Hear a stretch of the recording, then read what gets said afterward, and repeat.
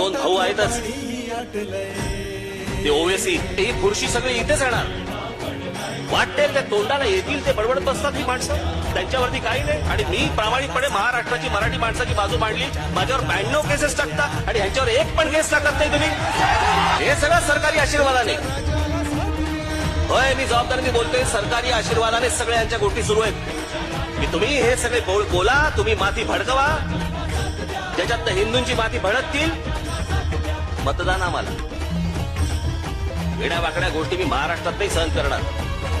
पण या ओवेसी आणि या सगळ्या बंधूंना आणि या बाकीच्या लोकांना मी सांगून ठेवतोय, आत्ता सांगतोय, आपल्या समोर सांगतोय, सर्वांच्या साक्षीने सांगतोय, वेड वाकडं जर महाराष्ट्रात काही घडवण्याचा प्रयत्न केला तर राज ठाकरेची गाठ आहे म्हणून लक्षात ठेवा तुम्ही सगळे.